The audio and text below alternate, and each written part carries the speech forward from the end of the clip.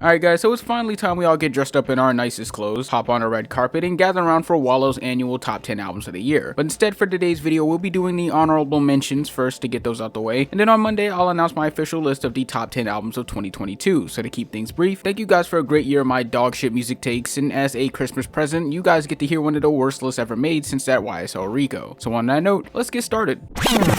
Alright, so at the beginning of the year, the UK rock band Black Country New Road dropped their second studio album, Ants From Up There, and when I first listened to this project, I was kinda biting into the hype and skepticism that surrounded this project, with a lot of people giving it praise, including the renowned music critic Anthony Fantano giving this project a clean 9 out of 10. Now after listening to it, if I had to describe this project in one word, it would be theater kid, and not like the annoying kind that won't shut the fuck up, but the kind that didn't have any friends cause that nigga was chasing frogs, but then once you got to know him, he turned out to be a pretty alright guy. I don't know, cause that was a terrible analogy, but what I'm trying to say is that this album far exceeded my expectations, especially when it's being hyped up by dudes who dress like this. I mean, I think the main thing that really drags me into this album is one, how each song flows perfectly into each other, and how nothing really seems to be out of order here, like it's fully cohesive in sound from beginning to end. And while it's only 10 songs clocking in at a solid hour in length, I feel like contrary to what's said on paper, BCNR does a damn good job at keeping you entertained with its live instruments, including guitars, saxophone, and a sprinkle of keys to end up making something that seems more like a dramatic play instead of just another alt-rock album. But I guess what I'm trying to say is that from the energy it brings to its level of execution, it's like BCNR chose to take a big leap from their last album and ended up landing on both feet perfectly. So I know I made a review on this album earlier, and if I'm not mistaken, I gave this album a strong 7 out of 10. But after doing some revisions and going through it one more time, I feel like I might have put this album way below where it deserves. And although it's not exactly perfect, what I can say is that in comparison to Steve's previous project Apollo XXI, this feels like a major leap in musical quality. And thanks to songs like Bad Habit and Helmet, he was able to skyrocket into the mainstream light. Unfortunately, it was at the cost of having a fan base consisting of the most annoying people on the planet, quirky teenagers. But when going through this album, what I will say is that I do like the production here, taking what seems to be the more subtle alt-pop sound with mixes of funk and rock to make this collection of short yet sweet tracks that kinda go between the tangle of love and hate and an aspect of duality within Steve Lacy, which would make sense since the album is called Gemini Rights, and for the people who, like me, don't know shit about astrology, the term Gemini is in relation to the concept of duality within oneself, whether them being two-faced or bipolar. And when going through this album, I could definitely see that theme being played, with Steve seeming to bring a sense of bitter energy into his lyrics while at the same time carrying these sad emotions about relationships that would kind of make you question where he stands mentally, to which I don't even think he knows the answer himself. Overall, it's just a hell of an album from beginning to end, and a good example of how to make a wave within the mainstream scene. Now for the people who don't know, I am a sucker for Afrobeat because that is one of the main genres of music I grew up on. So when I first listened to Wizkid's More Love Less Ego, I kinda already made the assumption that this album will land somewhere near my top albums of the year. I just wanted to validate it with people who only know Wizkid from that song he did with Tim's a long while back. But yet the Essence singer is back and better than ever with his latest project More Love Less Ego, bringing in the same energy and flair that gave him his initial stardom, all on a nice 13 tracks alongside some solid features and wondrous singing. Now as I stated before, I grew up on this kind of stuff, so for my people who are going into this album blindly, this might be a hit or miss for you, but at the end of the day, I think what makes this album stand out the most for me is simply just the vibes and energy that's shown in tracks like Bad to Me and Too Sugar. And I stated before, it's only 13 songs, so it's not like it's padding anything out for streams. It's simply a collection of some good bops that I feel stands out further than most other worldwide, or even just general pop projects that I've heard this year. I mean, I think if I had to point out a dud, it would have to be the Don Toliver feature on the track Special, and that's mainly because I've gotten pretty tired of hearing Don Toliver be a streaming tool for every artist in the music industry. But aside from that, I love this album. I think it's fun, I think it's great, and I think it's a good example of how something doesn't have to have the deepest theme or strongest direction to simply be a good album. Now, unless the dude's got dementia, y'all should remember that I literally just did a review on this album last week. And now I know Ab dropped this project way late into the year, but still for the sake of it, I wanted to wait until this project dropped to actually finalize my top 10 albums of the year list. And after really sitting down and thinking about it, I think Absol deserves at least an honorable mention spot from me. I mean, in comparison to other conscious rap projects that came out this year, including Kendrick Lamar's Mr. Morale and Big Steppers, I feel like Absol might just be the one to take the cake as the best this year. Now with me saying that, you're probably wondering why I'd put Ab in the honorable mention and why I might or might not have Kendrick's album in my top 10. Well, I think it all just comes down to execution. I mean, don't get me wrong, Absol did his thing with this project, but at the same time, there simply just wasn't enough that stood out from here to make me want to put this in my top 10. But on that note, what I will say though is that I do like Ab's delivery on this album, giving us some nice slick bars across some more boom bap and melodic beats that I really did enjoy. And when getting into the themes of depression, grief, and just where Absol has been mentally these past couple of years, it really feels like the dude was just broken for a long time until recently, with every word he's saying seeming like a form of therapy for him. Overall, this is a pretty good way to execute a more conscious rap album, and I hope that whatever he has stored in the future not only tops this, but also carries a more positive direction for Ab's mental.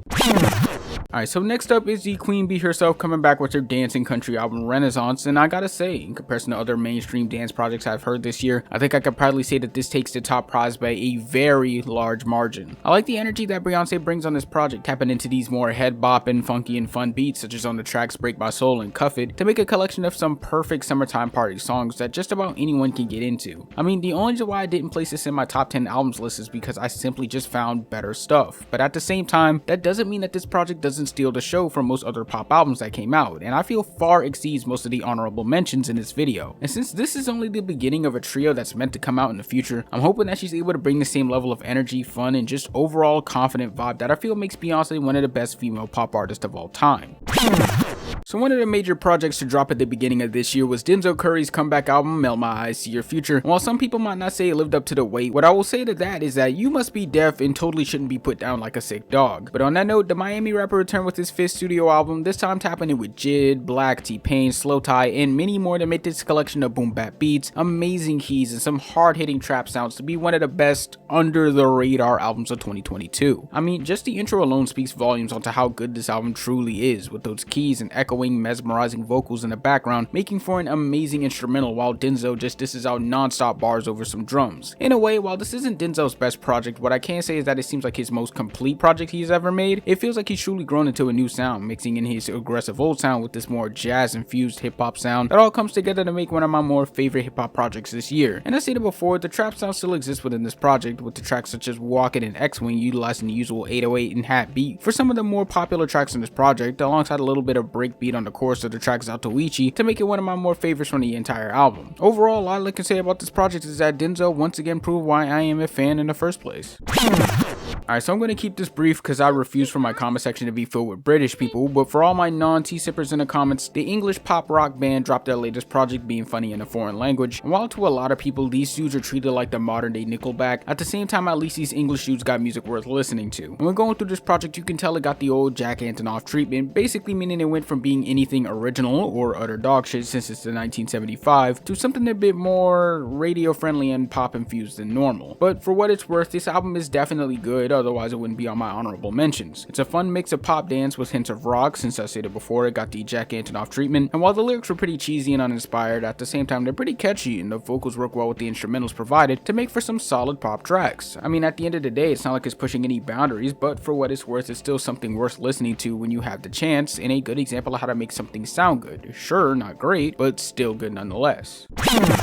Alright, now I know I said before that Denzel's album was pretty under the radar, but I think I could genuinely say that this shit flew nowhere near a nigga's radar until I caught one of her music videos on YouTube. And for the people who don't know, this is the self-titled album from the keyboardist of the Tops band named Marci, who came through to make a small collection of 80s pop and R&B inspired tracks with amazing keys and guitars sprinkled about that damn near made it into my top 10 until I found out Girl Ultra existed. I mean, when going through this album I can't find many flaws from beginning to end, with each track having its own flair alongside amazing vocals to make for some great choruses, such as on the tracks When Love Had Just Begun, which by the way is my favorite song from the album. But aside from that, you have tracks such as Entertainment and Call It a Wild that feel like nice standouts off an album which dang near every track stands out in some form or fashion, and only clocking in at around 30 minutes with 11 songs total. Just like with Wizkid's album, I don't get any padding or unnecessary fluff on here, with it seeming like there was just a lot of effort and thought put into the execution, and I feel like for an upcoming artist such as Marci, this is a very good debut and has me excited for whatever else she does in the future.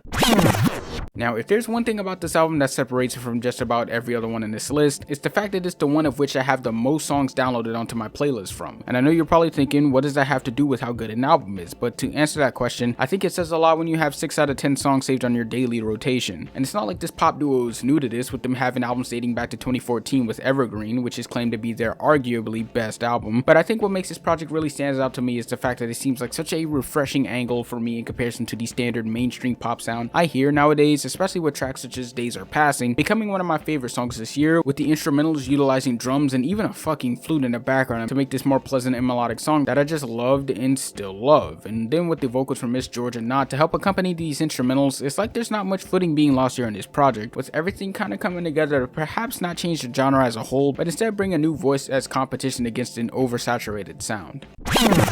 Alright, so the final album on this list is coming from the first and only Latin artist I've talked about in this entire video, but don't worry though, cause she won't be the last when Monday comes around. But still, I put this album on the list for a reason, and it's totally not because I want to sound more diverse to validate my terrible music taste. But the real reason is because I really just like how this album flows from beginning to end. Natalia's vocals are just so pleasant and honestly work as an instrumental in their own right, alongside some piano and Latin folk sound to make some amazing tracks such as Parajito Colibri and De Todas las Flores. And while I did see that Fantano gave this album a strong 9 out of 10, cause of course he would, I think if I made a review on this album, I could say that this project is even better than a 9. I don't know, but for what it's worth, what I can say now is that Natalia has once again put her best foot forward, proving why she is one of the most successful Latin American singers of all time. I just wish I knew Spanish a little bit better so I wouldn't have to use Google Translate all day to understand what the hell she's saying. But on that note, it's been a hell of a year and we've had some pretty amazing projects drop as well. I just hope that whatever comes next year can hold the same weight. But on that note, if you liked the video, feel free to subscribe as well, follow my IG and Twitter, and follow Chocolate on Instagram for more illustrations. And on that note, I'll see you guys on Monday for my official top 10 albums of 2022.